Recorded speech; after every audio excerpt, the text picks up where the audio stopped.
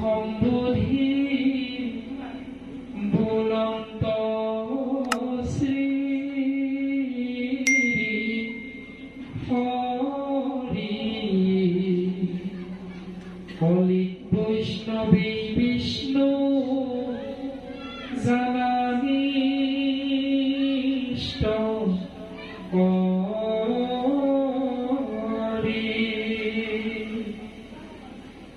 অৰ্জুনক সম্বোধি বুলন্ত শ্ৰী হৰি কলিত বৈষ্ণৱে বিষ্ণু জানানিষ্ট কৰি সেই মোৰ সখা পাৰ্থ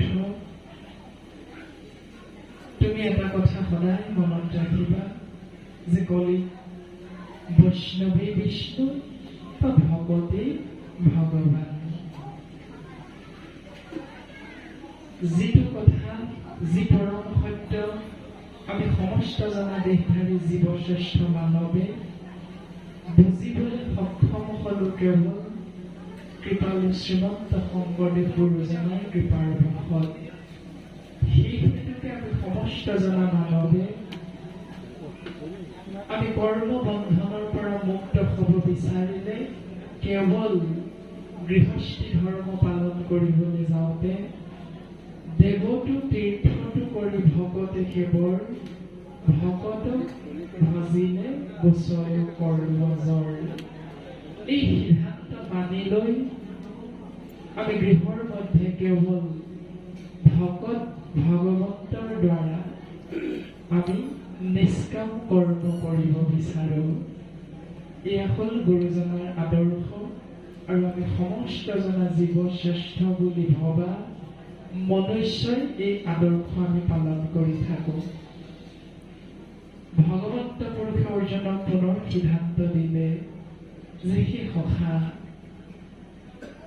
এক পৰম সত্য জীৱই অনুধাৱন কৰিব লাগিব।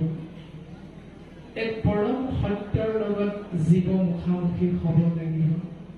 এক পৰম সত্য জীৱই হৃদয়ঙ্গম কৰিব লাগিব। সেই পৰম সত্য হ'ল কলি নৰি ঈশ্বৰ। কীৰ্তন দশম ঘোষা ৰত্নাৱলী ভাগৱত গীতা এই ছয়খন নিগম শাস্ত্ৰৰ এটাই সিদ্ধান্ত কেৱল আত্মবিশ্লেষণ অৰ্থাৎ নিজক বুজিবৰ বাবে চেষ্টা কৰিব লাগিব। এতিয়া নিজক বুজিবৰ বাবে চেষ্টা কৰিবলৈ যাওঁতে ভগৱন্ত পুৰুষে অৰ্জুনক সিদ্ধান্ত দিলে যে কলি নৰে ঈশ্বৰ। এতিয়া কলি নৰে ঈশ্বৰ অৰ্থাৎ নৰ মানে মনুষ্য। মনুষ্যক আপুনি মই এজনে অন্যজনক যেতিয়া লগ পাওঁ, যেতিয়া মুখামুখি হওঁ, তেতিয়া আমি এজনে অন্যজনক সেই পৰম সত্য অনুধাৱন কৰি ঈশ্বৰ জ্ঞান কৰিব পাৰিছোনে নাই পৰা বা কৰিব বিচাৰোনে নাই বিচৰা, এই সমস্তখিনি কথা ভাগৱত দৰ্শনৰ জৰিয়তে আমি নিজক বুজাবৰ বাবে নিজক সুধিবৰ বাবে চেষ্টা কৰিব লাগে।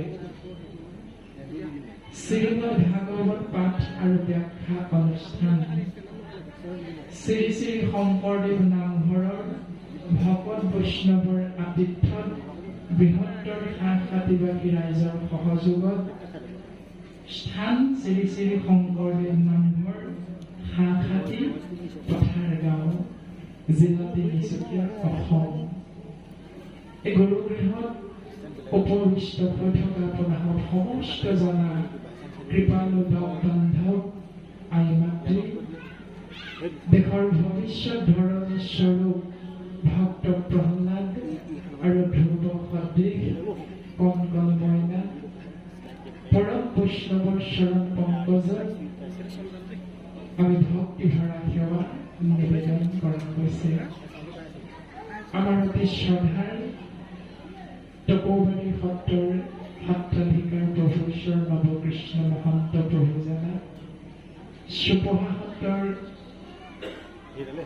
নবীন মহন্ত প্ৰভুজনা, বিহীন পুৰুষত্বৰ সত্ৰাধিকাৰ খগেন মহন্ত প্ৰভুজনাকে প্ৰমুখ কৰি তিনিওজনে পৰম আমাৰ পূজনীয় পৰম বৈষ্ণৱৰ চৰণ পংকজত আমাৰ ভক্তিভৰা সেৱা আৰু শ্ৰদ্ধা নিবেদন কৰা হৈছে।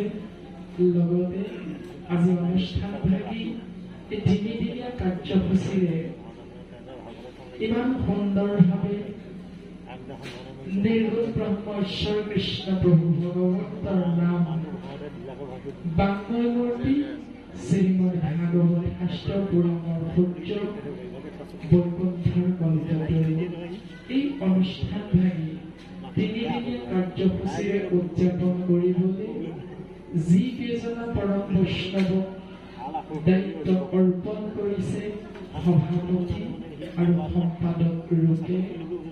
সভাপতি সম্পাদক দুজনা পৰম বৈষ্ণৱৰ চৰণ পংকজৰ জৰিয়তে সমস্তজনা আজি অনুষ্ঠানভাগীত উপবিষ্ট পূব পশ্চিম উত্তৰ দক্ষিণ চাৰিও দিশৰ পৰা আহি এই বৈকুণ্ঠপুৰীত উপবিষ্ট হৈ আসন অলংকৃত কৰি অনুষ্ঠানৰ সুস্থ বৃদ্ধি কৰা সমস্তজনা চৈতন্যমূৰ্তি ভকত ভাগৱতৰ চৰণ পংকজত পুনশ্চবাৰ ভক্তিভৰা সেৱা আৰু শ্ৰদ্ধা নিবেদন কৰা হৈছে।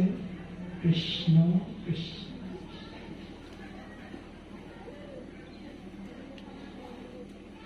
কৃপালু শ্ৰীমন্ত শংকৰদেৱ গুৰুজনাৰ সিদ্ধান্ত জীৱৰ প্ৰতি যে নিৰ্গুণ ব্ৰহ্ম ঈশ্বৰ কৃষ্ণ যিজনা আমি দেহধাৰী জীৱ শ্ৰেষ্ঠ মানৱৰ আৰাধ্য দেৱ ইষ্টদেৱ পৰম পূজনীয় দেৱ সেইজনা পৰম পুৰুষ প্ৰভু ভগৱন্ত ঈশ্বৰ কৃষ্ণ জীৱই পাবৰ বাবে এটি মাৰ্গ বা এটি পথ আঁকোৱালি ল'ব লাগিব।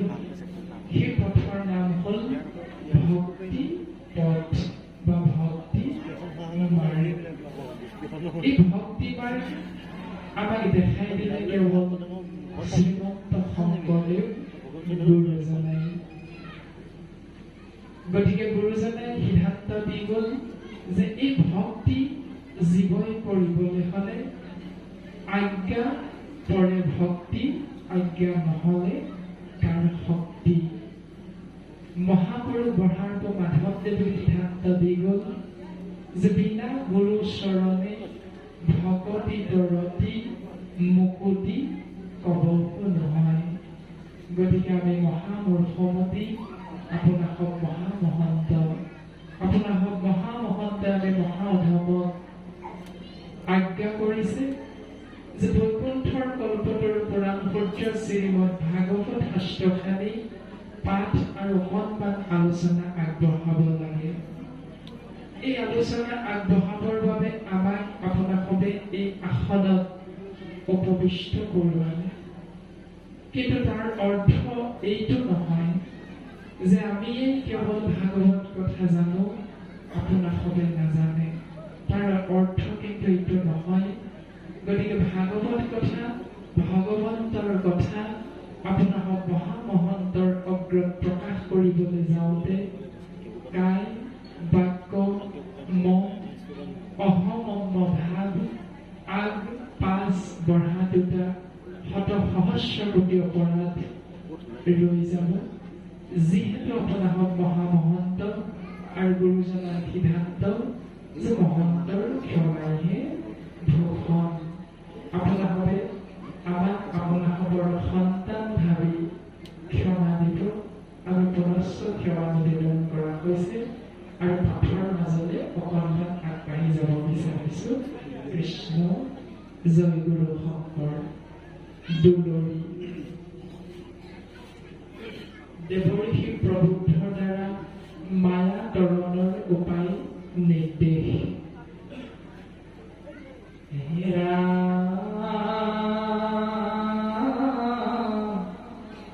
প্ৰবুদ্ধ বদতি নিৰিন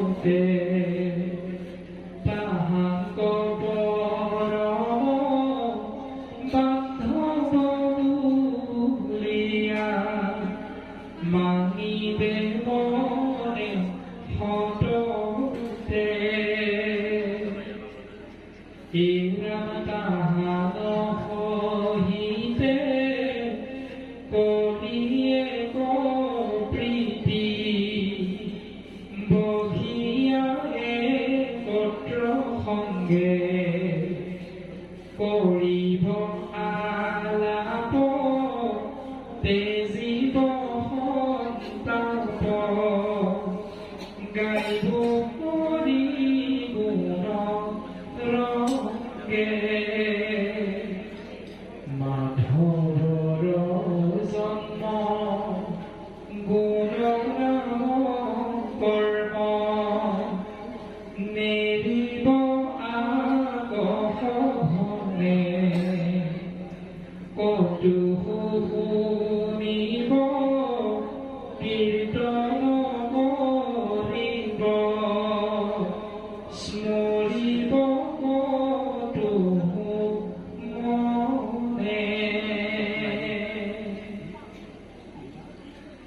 ৰাম কৃষ্ণৰ চৰিত্ৰ পৰম পবিত্ৰ হেনয় মানিয়া মনে তাহাকে কহিব তাহাকে মথিব অন্য অন্যে সৰ্বক্ষণে হে নামে প্ৰাণ শুয়া অশ্ৰদ্ধা শুয়া এৰিব কৰ্কশবাদ অন্য অন্যে ৰতি অন্য অন্যে প্ৰীতি কৰিব আতি আহ্লাদ ইৰা হুয়া দুষ্টমতি কৰিব ভগৱতী কহি কথা পৰস্পৰে তেবে সেই সমস্ত দুখ শুনব অন্ত অসুখে সংসাৰ তৰে পাছে কমতি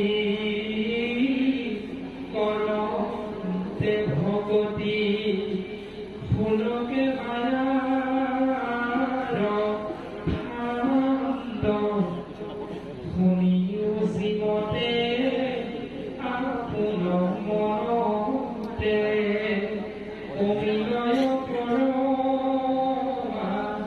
পৰমানন্দ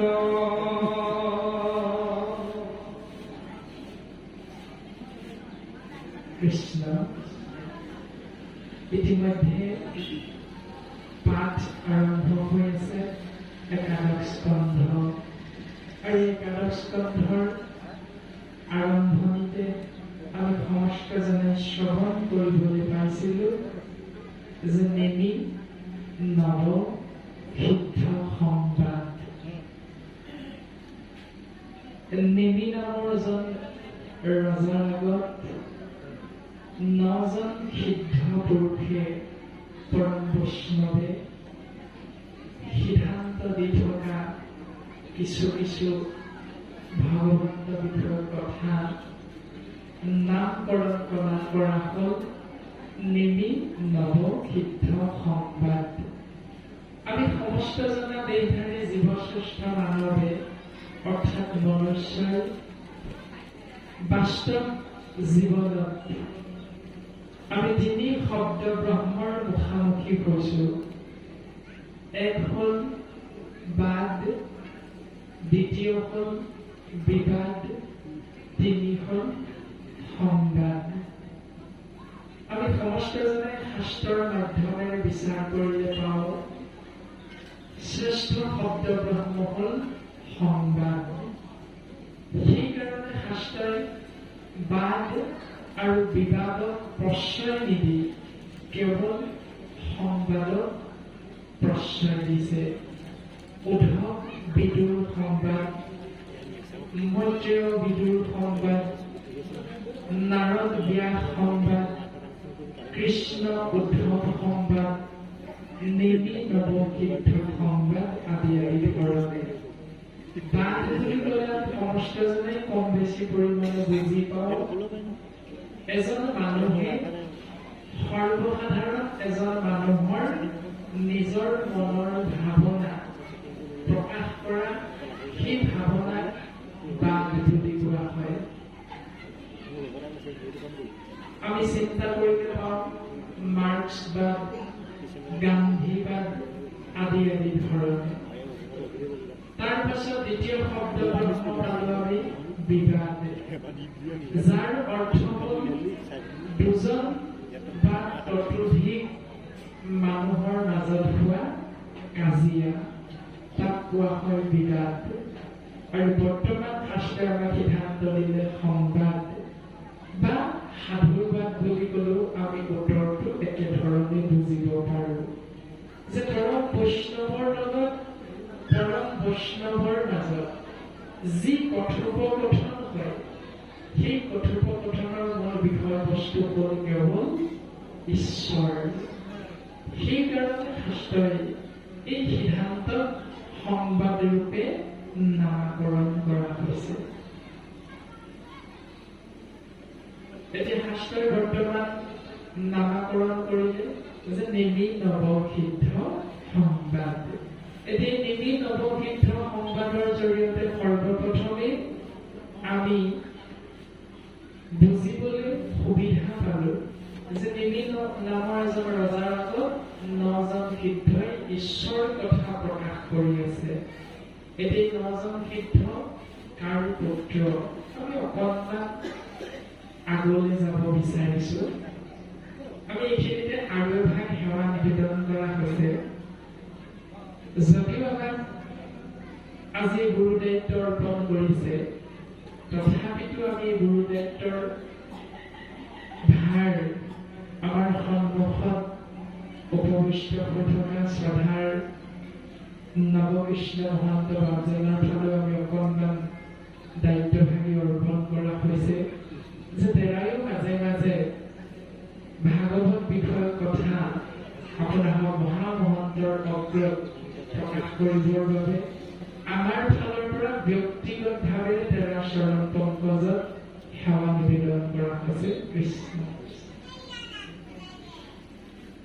আৰু আমাৰ যি ভুল ত্ৰুটি মাজে মাজে ৰৈ যাব আপোনাৰ মহামহন্তই আঙুলিয়াই দিব কিয়নো আমি আপোনালোকৰ সন্তান আৰু সন্তানক পিতৃয়ে মৰম কৰা স্নেহ কৰা আৰু দাবী কৰাৰ অধিকাৰ থাকেই গতিকে আপোনালোকে আমাক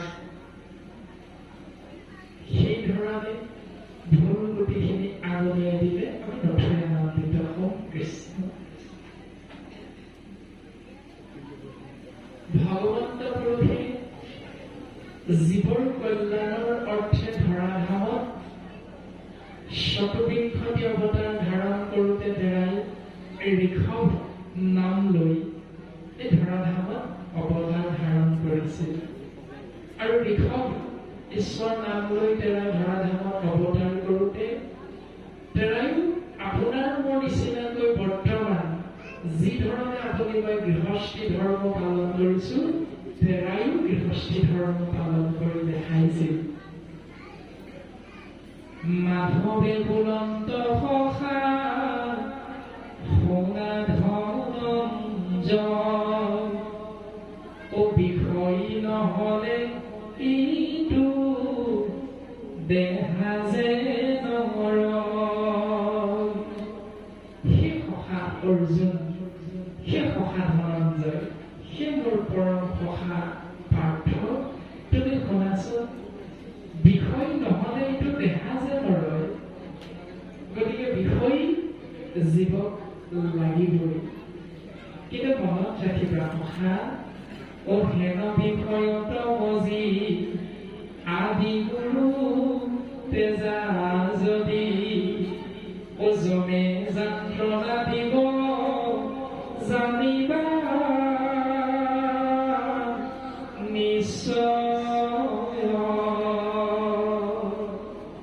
সখা তুমি কিন্তু মনত ৰাখিবা যদিও বিষয় নহলে জীৱৰ এই সংসাৰৰ পৰা তৰি যোৱাৰ পথটো ৰুদ্ধ হৈ থাকে কিন্তু সেই বিষয়ত মজি থাকি আকৌ তুমি আদি গুৰুলৈ মন কাণ নিদিলে নহব তুমি আদি গুৰুক যদি ত্যাগ কৰা তেতিয়া আকৌ তুমি যমৰ শাস্তি ভোগ কৰিব লাগিব সখা গতিকে মনত ৰাখিবা বিষয় নহলে যদিও দেহা নৰয় কিন্তু এই বিষয়ত মজি যদি আদি গুৰুক তুমি পাহৰি যোৱা তেতিয়াহ'লে জমে যন্ত্ৰণা দিব জানিবা নিশ্চয়।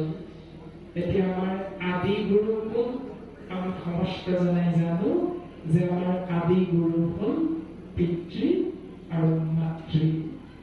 এতিয়া আমাৰ প্ৰত্যেকৰে আদি গুৰু পিতৃ মাতৃ আছে কিন্তু শাস্ত্ৰই আমাক সিদ্ধান্ত দিলে ব্ৰাহ্মণ ক্ষত্ৰিয় বৈশ্য আৰু শূদ্ৰ এই চাৰিও জাতিৰ পিতৃ আৰু মাতৃ কেৱল এজন, সেইজনা হ'ল নিৰ্গুণ ব্ৰহ্ম ঈশ্বৰ কৃষ্ণ বুলি কোৱা হৈছে। গতিকে আদি গুৰু আমাৰ সমস্ত জনাই সেই সূত্ৰে হ'ল ঈশ্বৰ কৃষ্ণ। যদি আমি বিষয়ত মজি কৰ্ম বন্ধনত বান্ধ খাই কেনেবাকৈ যদি ঈশ্বৰ কৃষ্ণ প্ৰভু ভগৱন্তৰ সেৱালৈ যদি পিঠি দিওঁ তেতিয়াহ'লে আপোনালোকক জমে যন্ত্ৰণা দিব জানিবা নিশ্চয় বুলি ভগৱন্ত পুৰুষৰ নিজ মুখেৰে প্ৰকাশ কৰি গ'ল সখা অৰ্জুনক কোৱাৰ চলেৰে কৃপালু শ্ৰীমন্ত শংকৰদেৱ গুৰুজনাৰ কৃপাৰ দোষত আমি সমস্ত জনা মানৱে বুজিব পাৰিলো। সেই সূত্ৰে ভগৱন্ত পুৰুষে এই ধৰাধামত গৃহস্থী ধৰ্ম পালন কৰিলে ঋষভ ঈশ্বৰ নাম লৈ 100জন পুত্ৰৰ তেওঁ অধিকাৰী হ'ল পিতৃ। 100জন পুত্ৰৰ পিতৃৰ গৰাকী হোৱাৰ পাছত তেওঁৰ প্ৰথমজন পুত্ৰৰ নাম ভাগৱতে সিদ্ধান্ত দিলে ভৰত। যিজনা ভৰতৰ নামেৰে আমি বসবাস কৰি থকা দেশখনৰ নাম হ'ল ভাৰতবৰ্ষ। গতিকে ভাৰতবৰ্ষ দেশখনৰ নাম হ'ল ঋষভ ঈশ্বৰৰ শ্ৰেষ্ঠ পুত্ৰ ভৰতৰ নামেৰে। তাৰ পাছত 9জন পুত্ৰ, সেই 9জন পুত্ৰ 9টা দ্বীপৰ গৰাকী অৰ্থাৎ 9জন ৰজা হিচাপে জগতত খ্যাতি ৰাখি গ'ল। তাৰ পাছত 81জন পুত্ৰ প্ৰায় বীজপ্ৰায়ী বুলি ভাগৱত শাস্ত্ৰে আমাক সিদ্ধান্ত দিছে। কিন্তু সেই 81জন পুত্ৰই কৰ্মকাণ্ড আচৰণ কৰি কৰ্ম মাৰ্গ আঁকোৱালি লৈ সেই মাৰ্গ জীৱৰ মাজত প্ৰচাৰ কৰি দিলে, যাক আমি সমস্ত জনা জীৱ শ্ৰেষ্ঠ বুলি কোৱা মানৱে কম বেছি পৰিমাণে বুজি পাওঁ যে যাক যজ্ঞ পূজা পাতল দান দক্ষিণা শ্ৰাদ্ধ পিণ্ড হোম ব্ৰত তীৰ্থ স্নান আদিবিলাক কৰ্ম মাৰ্গৰ অন্তৰ্ভুক্তি বুলি কোৱা হৈছে। তাৰ পাছতে 9জন, যাক বৰ্তমান পদচন্দই সিদ্ধান্ত দিলে নৱসিদ্ধ বুলি। আৰু এই 9জন সিদ্ধৰ নাম ইতিমধ্যে প্ৰকাশ কৰি গ'ল পদচন্দত অকণমান আগতে কবি হবি পিপলায়ন আবিৰ পুত্ৰ অৰভাজন আদি আদি নামেৰে। বৰ্তমান দুলৰী চন্দ্ৰৰ জৰিয়তে আমাক সিদ্ধান্ত দিছে যে দেৱৰীধিক প্ৰবুদ্ধৰ দ্বাৰা মায়াকৰণৰ উপায় নিৰ্দেশ। এই 9জন সিদ্ধৰ আগত নেমি নামৰ ৰজাজনে 9টি প্ৰশ্নৰ অৱতাৰণা কৰিছিল। আৰু এই 9টি প্ৰশ্নৰ বৰ্তমান দুলৰী চন্দ্ৰভাগীৰ জৰিয়তে এটি প্ৰশ্ন প্ৰকাশ কৰা হৈছে যে মায়া তৰণৰ উপায় কি? এইবুলি নেমি ৰজাই সুধিছিল 9জন সিদ্ধৰ অগ্ৰত। আৰু 9জন সিদ্ধৰে প্ৰবুদ্ধ নামৰ সিদ্ধজনে এই মায়া তৰণৰ উপায় বৰ্তমান দুলৰী চন্দ্ৰভাগীৰ জৰিয়তে নেমি নামৰ ৰজাজনক প্ৰকাশ কৰিছে। আৰু কৃপালু গুৰুজনাৰ কৃপাৰ দোষত আমি সমস্ত জনাই বৰ্তমান দুলৰী চন্দ্ৰৰ জৰিয়তে বুজিবলৈ সক্ষম হম, অৰ্থাৎ আলোচনাৰ মাধ্যমেৰে। কৃষ্ণ এইখিনিতে আমি